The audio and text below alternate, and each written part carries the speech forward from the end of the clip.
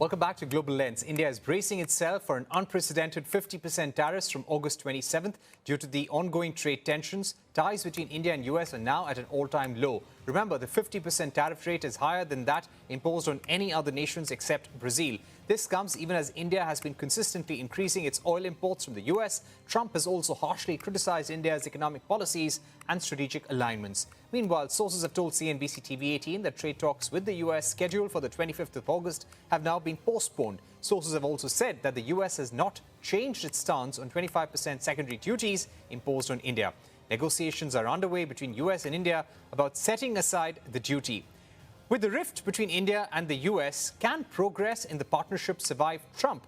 Joining us to discuss this further, we are joined by Happymon Jacob, founder of the Council for Strategic and Defense Research. He's also written a piece on whether India needs a reset in its strategic alignments in the Foreign Affairs magazine. Thank you very much for joining us, Happymon Jacob. Let me begin by asking you, what do you think the problem is between India and the US right now? Is it simply about why did India not acknowledge Trump's role in the ceasefire between India and Pakistan? Well, it appears that much of what is happening between the United States and India today is a function of the worldview of American President Donald Trump. This is not a function of the India-US relationship. This is not a function of the structural environment in the international system. In fact, if you look at the structural environment in the international system, the United States and India need each other more than ever. The India and the United States are perhaps closer to each other than ever before in their history. So there is no reason why we should have been having this relationship, having this conversation about the rift in the relationship today. But because there is a president of the United States who seems to have a different worldview about the international system, about India, and about the relationship. So I guess some of this goes back to what you just mentioned, which is the India-Pakistan conflict in April-May, and the Indian reluctance to accept third-party mediation and President Trump's claims about having stopped the two sides from going nuclear. I think the Trump administration was perhaps not understanding enough of the Indian sensitivities when it comes to India-Pakistan relations.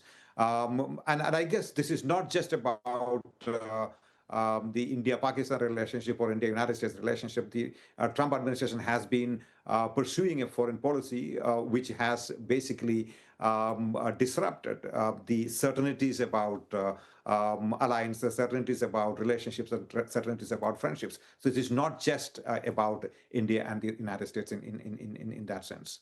Right. You know, in your piece where you argue, can the progress in the partnership survive Trump?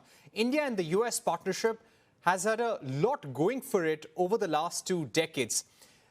Do you think that progress could be stalled now? Because the sense that one gets by talking to people on both sides is that right now the US may not be immediately wanting to pursue a trade deal with India. We are still looking at a bilateral trade agreement, but immediately we're not looking at trade talks. You know, Parikshit, I see this as a serious but temporary setback to the relationship. And I'll tell you why I think it is serious, because there is a trust deficit in the relationship today. There is a lot of bitterness in Delhi today. You are seeing a creeping in of anti-Americanism back into the Indian strategic elite. To that extent, I think this is a serious rupture in the relationship. But I think it is also temporary. It is temporary because the two sides need more than ever. There is bipartisan consensus in the United States.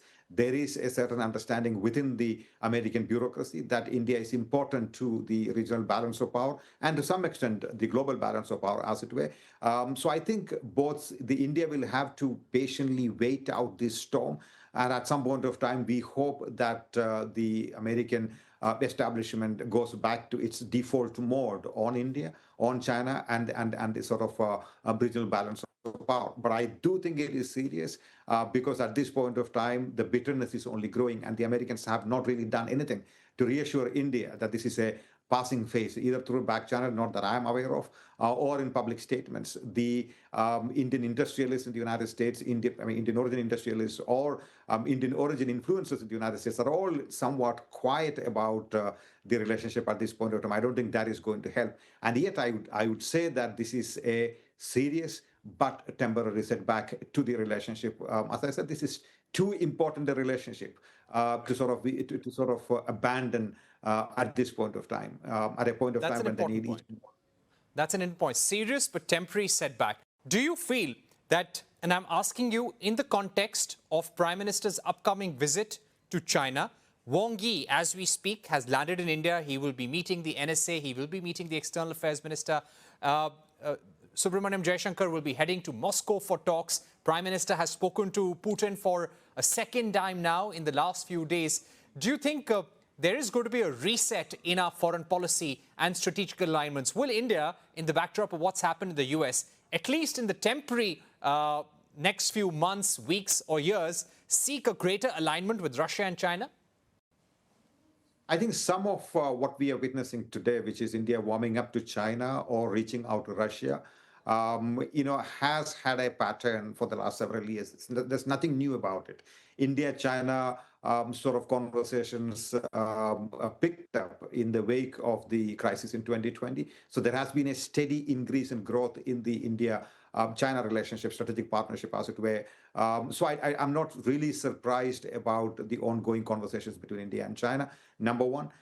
Number two, if you look at the India-Russia relationship, this has always been there. There's nothing really earth-shattering about the new outreach to Russia, as it were. I wouldn't even want to call this a new outreach. This outreach has always been there. But I would say at this point of time, the sort of flurry of activities that we are witnessing today between India and China and India and Russia is also intended at signaling the United States that India is not a country without partners. You're looking at a country that is able to have partnerships with countries on either side of the geopolitical fault line, as it were. There is an ongoing India-EU FTA negotiation that's happening. India is engaging in such conversations across the board. So I would say, while some of it is business as usual with China and Russia, there is a message here, and that message is for the United States of America that if you are going to be unfriendly towards India, India has other partners to sort of choose from and other partners to reach out to. I will also say that there's a lot of unhappiness and uneasiness in Washington, D.C. about India's policy of multi-alignment and India's desire for a multipolar world. I don't think the current American unhappiness about them will change the course in Delhi on either of those two fundamental principles of India's foreign policy.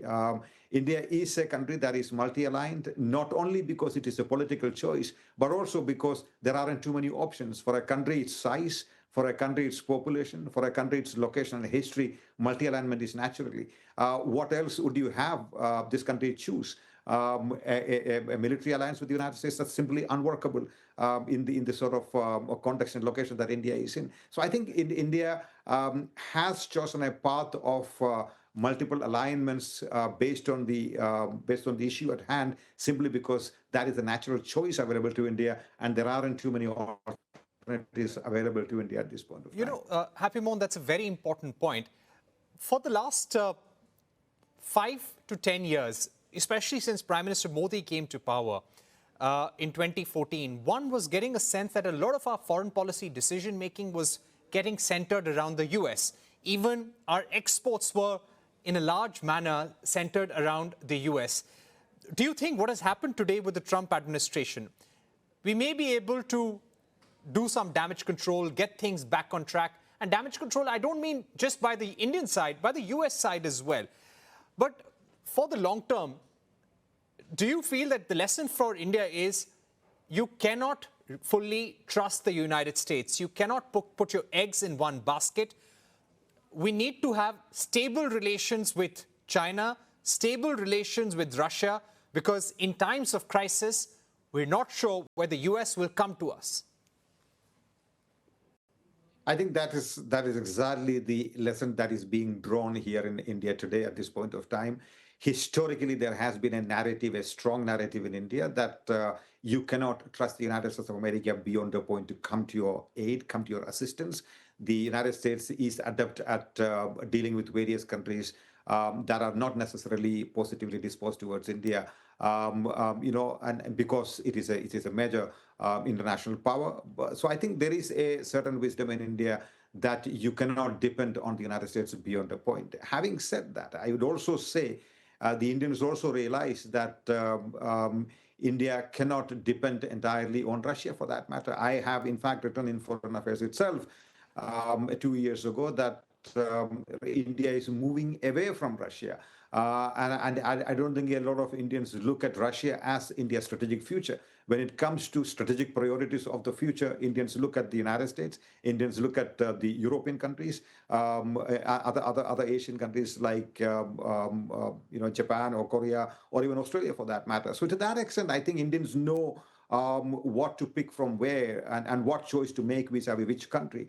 But there is no question of this country, as far as I understand this country, choosing to be an ally, a military ally of the United States, because it knows from its history that that is not how superpowers behave in the region. The Americans have hurt Indian interests in the past as well. But let me add one more point to that. I think it is also important for the United States to realize India's worth in the region. If the United States continues to behave under Trump administration, the manner it is behaving today, you're probably going to see a China that is aggressively rising in Asia. It won't be too long before we have a unipolar Asia with China at the top of the of the food chain here, Right. and that is not going to be a good thing for the United States of America. If China is able to gather that kind of power and sort of prominence in Asia, it won't be too long before they make a claim for the top position in the international system. So I think if the United States wants to behave in the manner it is behaving, without realizing who its primary contradiction is, which is the People's Republic of China, it is going to be too bad for the United States as well and its strategies in the region. Right. We don't have time, but one question that I had in mind was whether United States, while it doesn't want an extremely strong China in the region, does it also want to check India's rise as a power in the region as well? Maybe that's a conversation for another day. Thanks, Happymon, for joining us. With that, it's a wrap on this edition of Global Lens. Many thanks for watching. Goodbye.